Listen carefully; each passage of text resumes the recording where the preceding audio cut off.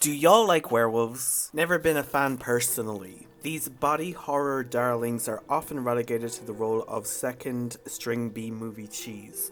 So you can imagine my reservations when I saw this to be the theme of Gabriel Knight 2, The Beast Within.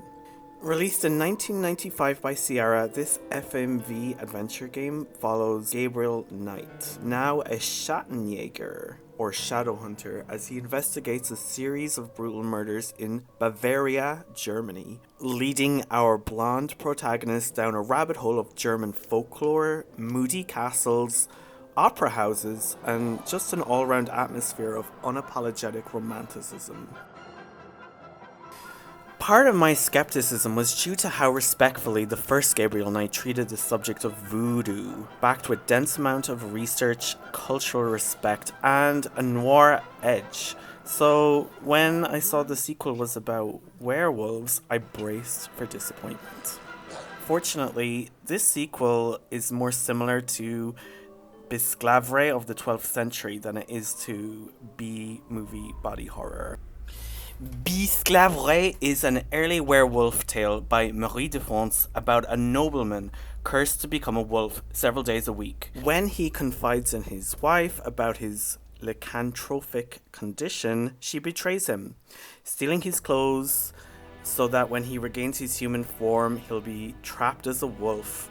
Despite this, Bisclavre remains loyal and noble, eventually earning the king's trust and exposing the treachery of his wife. The story explores themes of betrayal, loyalty, and that contradiction between human and beast.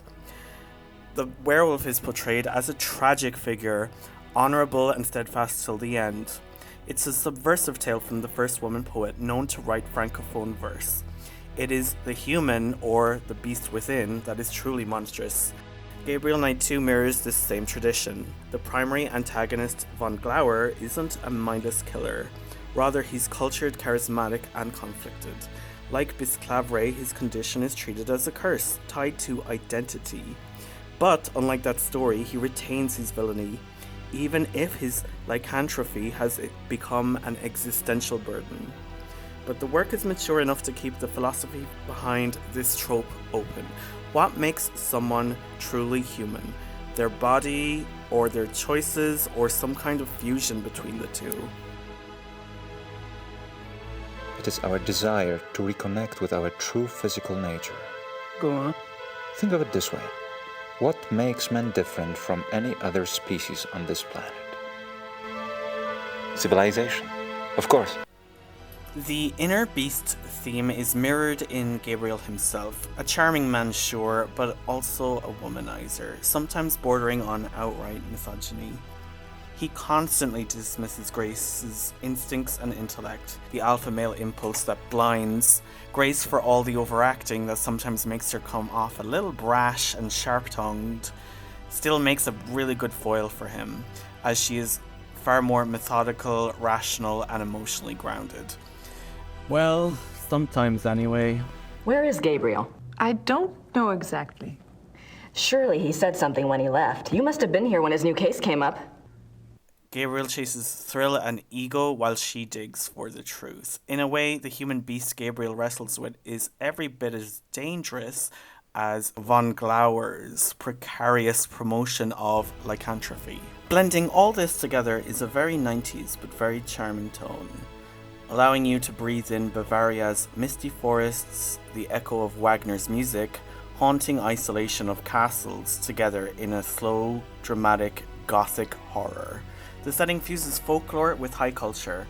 Wagnerian opera, Ludwig II's obsession with art and beauty become the perfect playground as you are forced to engage with real historical sources, referencing works such as the Malleus Maleficarum, visiting locations like Neuschwanstein and Herrenchiemsee. It's an inspired touch rooting the supernatural into a real-world sense of decadence. Reception at the Ludwig Museum may be a little frosty though.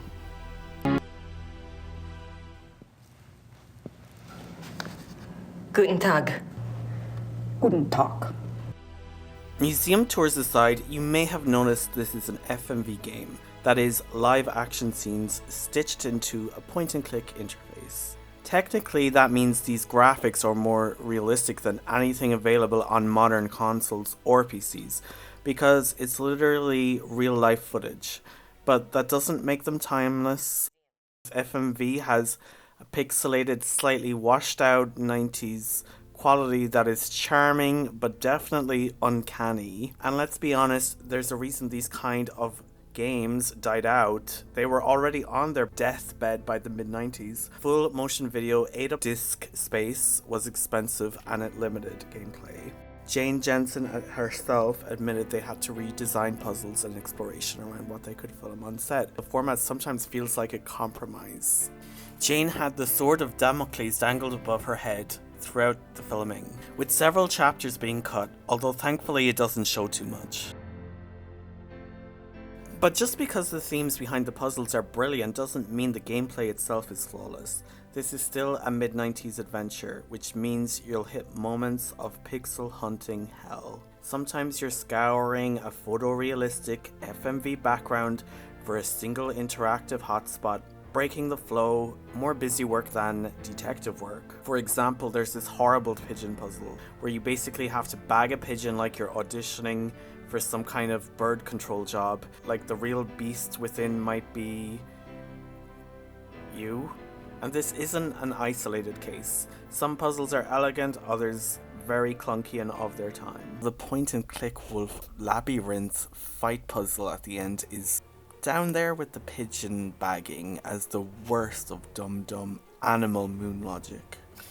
In the end, what lingers about The Beast Within isn't just the puzzles or FMV novelty, rather its pathos. The game drips with gothic imagery, and when the mystery finally resolves, you feel something rare, a mix of disturbance and relief. What it says about desire and the beast within us all, it aims for a kind of literary maturity rarely seen, and for that alone, this sequel remains unforgettable.